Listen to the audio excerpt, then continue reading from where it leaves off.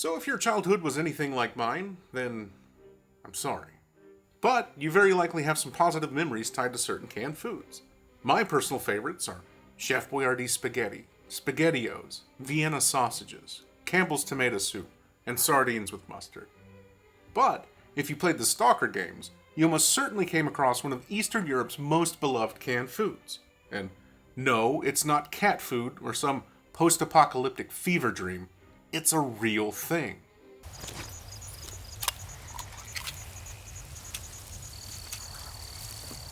And the roots of this dish are actually quite surprising, because while canned food existed in the early Soviet Union, it was more a small-scale novelty. This all changed with Lend-Lease, as America delivered millions of tons of food to the Soviet Union, and a portion of this food was the one and only Spam. And while the Soviets were fascinated with the square tin and the twist key way of opening the can, there was a problem. Much like fussy 6-year-olds or anyone born after 1964, they just didn't like Spam. What do you mean? I don't like Spam! So the Soviets sent a request to American factories to change the recipe a bit to be more in line with foods that they were used to. They requested more fat, larger pieces of whole meat, and spices and flavorings that they were more accustomed to. The resulting dish was called Tushonka. The popularity and demand of Tushonka meant that it was delivered in such vast quantities that even years after the end of the war, people were still eating the American-made version, thus establishing a new culinary tradition in Eastern Europe that persists even to this day. It's kind of ironic that the only reason that Tushonka exists in its modern form is because of American industrial capabilities, Lend-Lease, and Spam. America! Fuck yeah! So fire up that hot plate and get ready to eat some Purina human chow, because today we're going to eat Tushonka. In the wake of World War II, Eastern Europe was in ruins, and the shortages and suspect quality of meat meant that Tushonka was a perfect means for providing fat and protein to a hungry and destitute populace. As the Soviets industrialized sectors of the food service industry, they were able to replicate American-made Tushonka and provide millions with a shelf-stable, familiar, and nutrient-rich meal. Now you can find a wide variety of Tushonka in nearly every Eastern European country, with a range of meats, flavors, additives, and quality. As glassware and sealable lids became ubiquitous, people even made Tushonka at home to ensure that nothing from a locally slaughtered animal went to waste, as it could be safely jarred almost indefinitely. In recent years, the quality and availability of meat in Eastern Europe, and the rightful aversion to anything connected to the brutality and poverty of the Soviet Union, means that people are consuming Tushonka less and less. However, with the Russian invasion of Ukraine, Tushonka has once again found a home on the battlefield and in impoverished frontline areas. A staple in nearly every MRE, and the fact that it can be made in both home kitchens and at industrial scale means that soldiers are able to stay nourished via this canned oddity, regardless of conditions.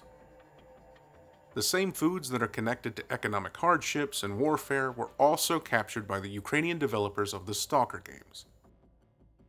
With the Soviet-style loaf of bread, the vodka, the kovbaska, or sausage, and of course, Tushonka.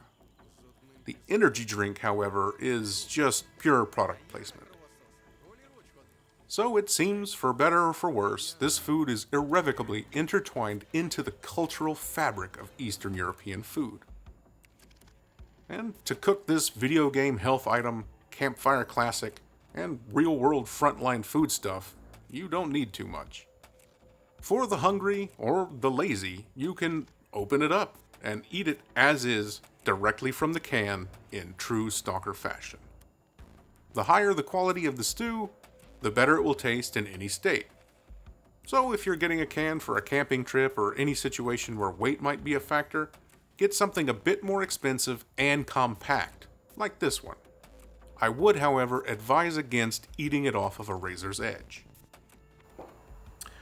So in true Stalker style, we're going to eat this straight from the can, off the edge of a knife. And here you'll see that this doesn't have the typical sort of fat cap on the meat that it usually has. And there's also sort of a whole peppercorn, so you know that this is spiced. But the quality of this is really incredible. So it is full chunks of beef. There's this thick gravy here. If the can was heated up, this would turn into sort of a soup type mixture.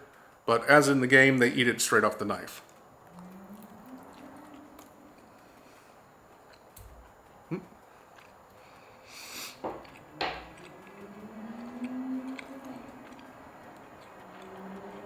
It's really incredible texture. This is big pieces of beef, and the whole block is like that. This is an incredible quality tushonka. Even cold, this is delicious. It's very reminiscent of Dinty Moore beef stew, if anyone knows what that is. But this is really delicious, even as is without bread, without grechka, buckwheat. Cold, super nice. So I could eat like this, even exploring the zone. But I think that we can take tushonka even further. Okay, so this is just sort of to review what might be unacceptable in tushonka if you buy it. You can see that these are two of the exact same brand and meat, but there's a major difference in consistency. You see here, it's a solid mass, more or less. Sort of congealed.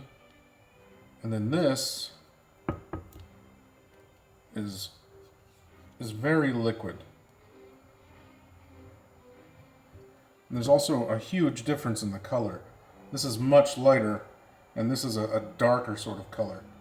Like maybe it's sort of oxidized or something. I'm not an expert in this, but if someone would like to comment on if this is okay to eat, that would be great. But if you're buying it for yourself, you want to look for this consistency and avoid this. Because at room temperature, it should be much more solid. To upgrade your tushonka, you can boil it in a can if you don't have access to a kitchen, but the preferred way is in a pan. To stew up your tushonka, fry some roughly chopped onions until translucent.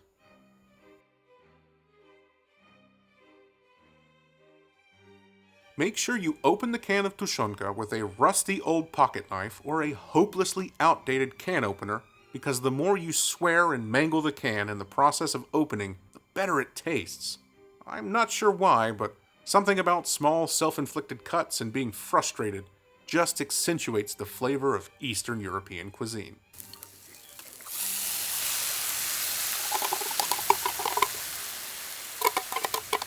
Add the canned meat and cook until the fat and collagen has liquefied, resulting in a soupy gravy.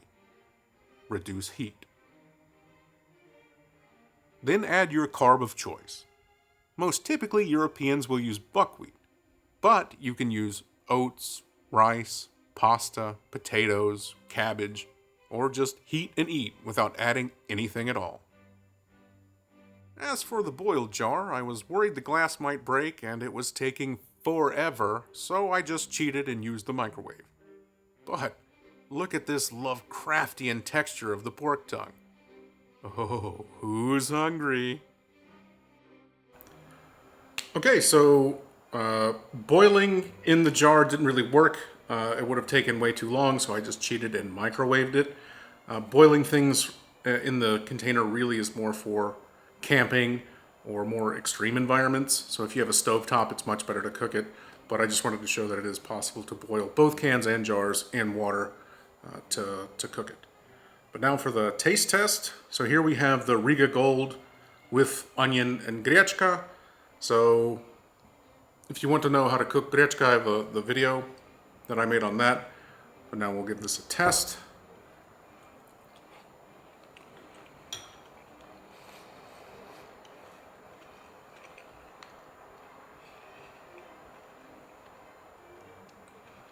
The quality of the beef is much lower than the Stalker can. A lot more sort of undesirable textures maybe. And also I'm not a huge fan of grechka, so I don't think that really helps. But it's not bad. It definitely tastes like canned food. but I would manage to eat this, so not bad. And now we're on to the tongue. So I think that this is one that I'm probably going to have a problem with, just because it smells pretty unappealing. It smells like a pig. And you can see the texture on the tongue as well is really off-putting. So I've got a piece of bread that I'm going to eat with this, but cheers.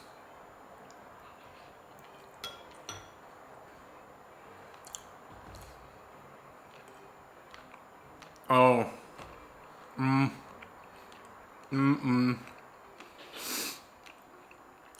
I generally like pork tongue, but this is like a really chewy core with a very soft exterior, and the spices are really poorly done. I think that this needs something else added to it. I don't even know if I should swallow this. That's a no. That's a no. Oh, that's terrible. No, thank you. Okay, so I had to cut that short just because that was physically making me ill. But overall, the first can, the one eaten straight from the can, was by far the best. The quality of the beef, the taste, the texture was really amazing. I think that if that was heated a bit, it would be even better. But even as is cold, amazing. The Riga Gold mixed with buckwheat was quite good, but still the quality of the meat was far lower than it should have been. But it is canned food, so can't really fault them. I think that this might be better with oats or rice instead of buckwheat, especially if you're not from Eastern Europe, just because buckwheat has a sort of acquired taste if you haven't eaten it a lot. And then the pork tongue was really disturbing. The flavor was quite bland. The texture was really terrible. The core of the tongue was very chewy, and then the outside was spongy. I prefer smoked tongue. They sell them at the market here, and I really enjoy them. So I've eaten pork tongue, and I rather enjoy it, but this was quite bad. The flavor was bad, the texture was bad, kind of unpleasant in general. So the overall winner is this brand. So Alan, the Ukrainian brand, the one that sort of seems most similar to the can eaten in Stalker. So I hope that you guys have the chance to sort of test this out and try it yourself. Don't sort of shy away from it just because it might look a little bit strange. It's actually quite good, especially if you're camping or something like that. But that was our trip into the zone. Hopefully no anomalies in the video. And I hope that you guys get the chance to try some of this on your own. Thanks, guys. See you next time. Hello, Мет. Згадуємо твій борщ. Даня, ти помниш борщ Мета? Кажи, вкусний був, ні? Було дуже смачно. Мет. Новий рецепт.